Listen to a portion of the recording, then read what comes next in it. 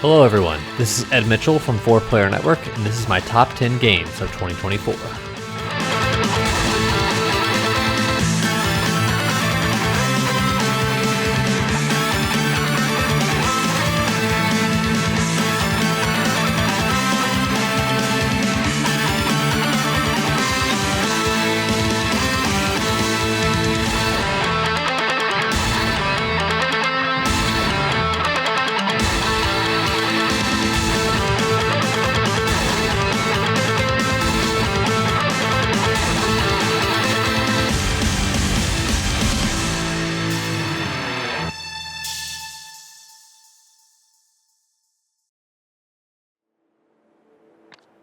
My number 10 is Rise of the Golden Idol.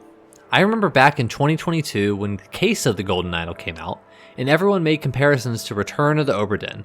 I knew I had to try it out. So I did, and played through the entire game on the plane ride home for Christmas, because I absolutely knew that I had to play it before my Game of the Year list. Rise of the Golden Idol will forever hold a special place in my heart, because I spent the vast majority of the time playing it one-handed on my phone while holding my newborn daughter sleeping in my arms. While you might not think it was a good position to play games, you'd be surprised. I even played most of Shadow the Erdtree holding her. We'll make a gamer out of her yet. Anyway, I digress. Rise of the Golden Idol is basically more of the first game, and I'm not saying that in a bad way. The game manages to tell a cohesive story, despite there being time jumps and you really only seeing small vignettes. And the deduction puzzles themselves are some of the best in the business. Something as simple as needing to look at the color on someone's hands, and that wasn't really explicitly called out in the text, is enough to help you piece together what's happening on the screen. Game devs, you keep throwing these games at me, and I'll keep gobbling them up, because every moment is a light bulb. I Am Your Beast is the second game that ended up on my list, having bought and played it after my daughter was born. When you have a newborn sleeping on you and you're nap trapped, there's not much you can do besides ask for someone to hand you your Steam Deck and get to playing. I Am Your Beast is one of the perfect games to drop in and out of, because the levels are each a few minutes long, and if something happens that messes you up, you can quickly restart and try again. I ended up becoming so obsessed with this game that I S-ranked all the story missions and A-ranked all the challenge and DLC missions. And each level was a little puzzle, trying to figure out the exact timing and sequence of events to keep my timer from slipping into A, B, or C. I know that it's no shock that Strange Scaffold makes some really great video games, but this one caught me by surprise and deserves a slot as my number 9. I'll tell you what, my journey with my number 8, Prince of Persia: The Lost Crown, was not a linear one. Although I drafted it as one of my Fantasy Critic games, and it came out and scored really well, I wasn't really feeling like playing it at the time. I was knee-deep in Final Fantasy VII stuff, playing Remake on hard mode and playing Crisis Core, so I focused my time on that before Rebirth came out. But a few months later, I ended up grabbing Lost Crown on sale on my Switch, and played it through until you get to the depths, upon which I kept getting my ass beat, so I really just bounced off. A few weeks later, I tried again, bounced off again. Then a few months later, I tried again and got a little bit further. It wasn't until January of 2025 when I finally picked it up, determined to finish it. I not only finished it, I 100%ed it, and even bought and played through the DLC. It was a slow burn, but Prince of Persia: The Lost Crown is one of the greatest games of the year, absolutely deserving of the accolades it got. The platforming and combat is one of the best I've played in the Metroidvania genre. And while the story is kinda meh, the culmination of you getting all these special abilities and in the end basically fighting a god fulfills the ultimate power fantasy that every Metroidvania fan loves. So I don't know, maybe I wasn't in the right mood when I first started playing it, or maybe the first few hours of the game are its weakest. But when I look at the games I played this year and I think about what sucked me in, Prince of Persia: The Lost Crown was definitely one of those games. Eventually. My number 7 of the year is Astrobot. After many years, we've finally gotten the true-to-form Team Asobi Astrobot platformer game we've always been waiting for. I have a small confession to make. Even though I put Astrobot Rescue Mission on my top 10 of 2018, I never actually finished the game. It's always one of those, I'll get to it eventually, But also I don't really find myself reaching to play VR games, since it's so easy to just sit back and play on my Steam Deck, or the latest greatest PS5 game. Now that I finally got that off my chest, I will say that I played and loved Astro's Playroom, even though it was just a quote tech demo. And now, after years and years and so much build up and wait for an official Astrobot game, the full game finally graced us with its presence. Astrobot honestly is just pure personified joy.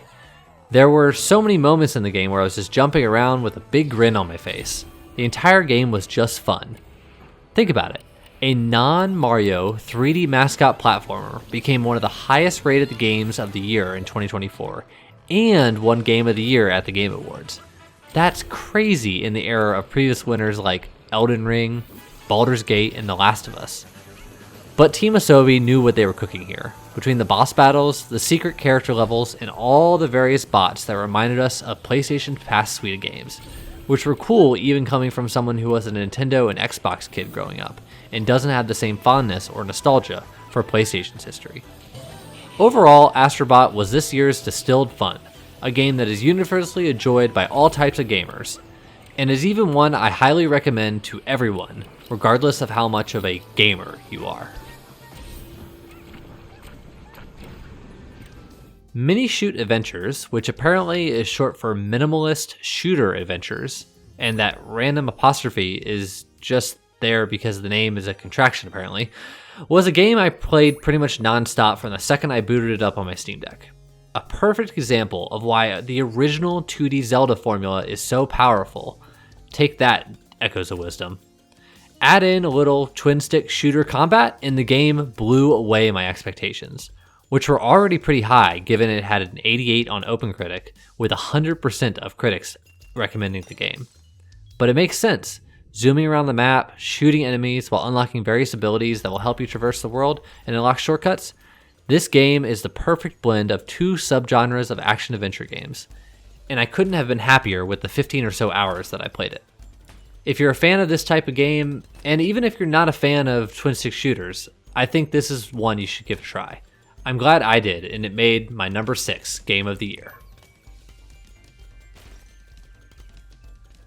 Final Fantasy VII Rebirth is perhaps a controversial pick to be so high up on my list, but I look back at my time spent with the game quite fondly. You see, as you may have remembered, if you see my top 10 video from 2020, I didn't actually grow up with Final Fantasy VII. My exposure to the series started with Final Fantasy Advance series, the DS remake of 3, and then 13 when it came out for the Xbox 360 when I was in high school. So I completely missed 7 through 10 and 12 in my childhood. When 7 became available on Steam, I was finally able to access it, but continued putting off playing it until Remake was finally released. Now, in 2024, I went on a similar journey.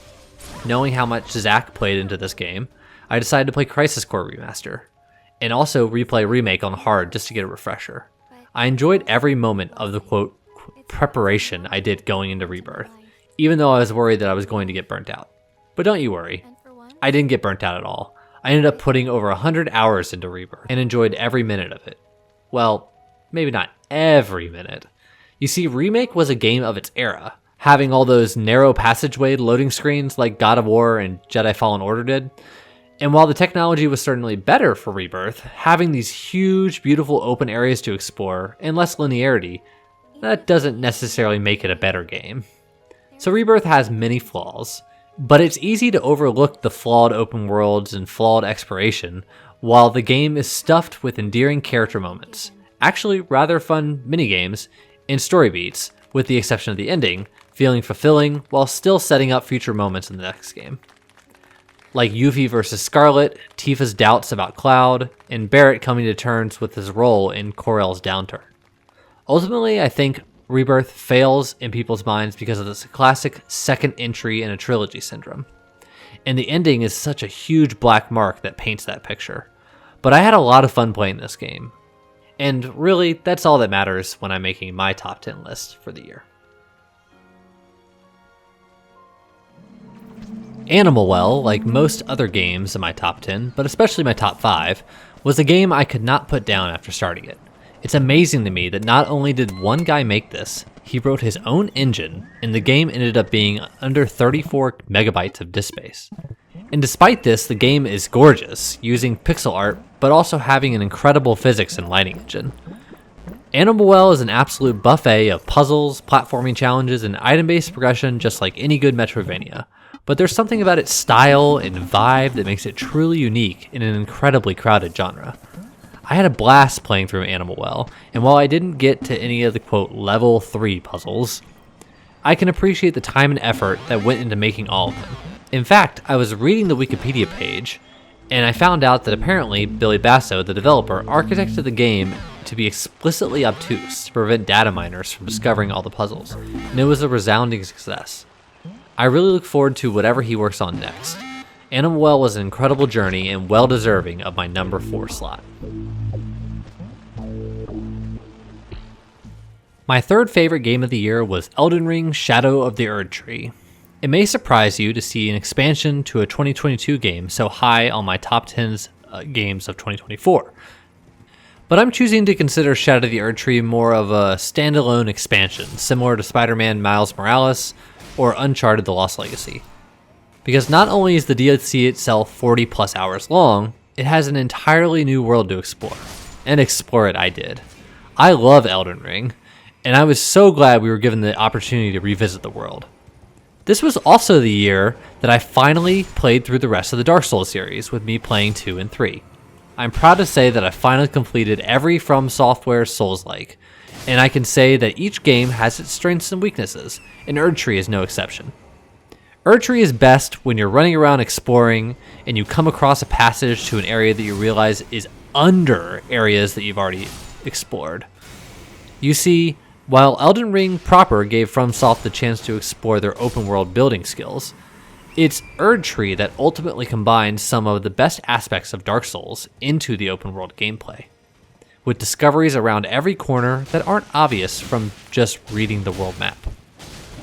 It should also be no surprise that Erdtree's boss battles are just as epically difficult as any other FromSoft game, even to the point where I felt like I had to use NPC summons on a few of them. But that didn't take away from the satisfaction of beating each boss, unlocking the next area, and keeping up with the progression. Erdtree was some of the most fun, frustrating, and compelling games I played in 2024, and it's no surprise that it ended up so high on my list. My runner-up for Game of the Year is Tactical Breach Wizards. Tactical Breach Wizards ranks up there as one of the funniest video games I've ever played. The writing is incredible, with Jin basically being sarcasm personified, and her feud with Steed the Traffic Warlock leading to so many funny moments. But it's not just Jin. Each character in the game has an incredible arc, and they all resolve in a way that's surprisingly compelling for a game that started as a joke about militarized wizards. In addition, each character has a very unique set of skills, with special abilities that not only make the moment-to-moment strategy fun, but also incorporated themselves into the story being told and the journeys each characters go through. If you go back and watch my top 30 games of all time video, I mentioned that my favorite Final Fantasy is 4. While it doesn't have the customization and systems as other Final Fantasies of that era and later, the characters in that game are their job class, and Tactical Breach Wizard succeeds in a very similar way. These characters are their abilities, and it makes for a better told, more cohesive story. As for the gameplay itself, throwing people out of windows never gets old, and being able to synergize the various characters' abilities together led to some super satisfying moments, all culminating in one of the most unique final boss battles I've ever played. Tactical Breach Wizards is the complete package, so if you hadn't had a chance to check this out, give it a whirl, you won't be disappointed. My game of the year for 2025 is Nine Souls. Nine Souls is the perfect combination of excellent gameplay, a unique story, great characters, and challenging but engaging boss battles, all wrapped up into a perfect package of exactly the type of game I love.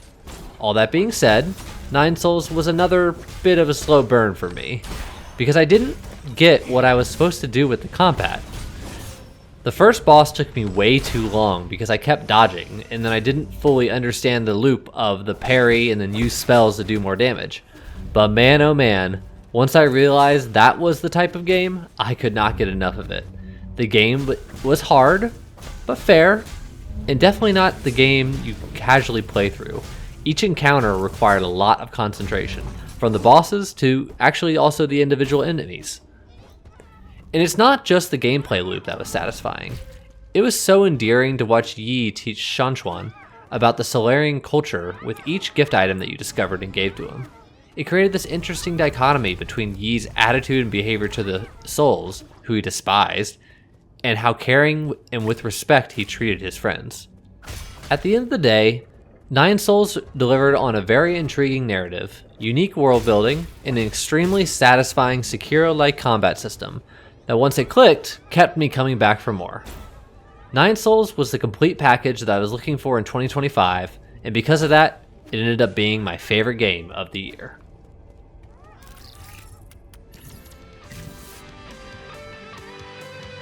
And that's it. That's my top 10 games of 2024. 2025 is looking to be a very different type of game playing experience as 2024, with, as I mentioned, the birth of my daughter, Callie.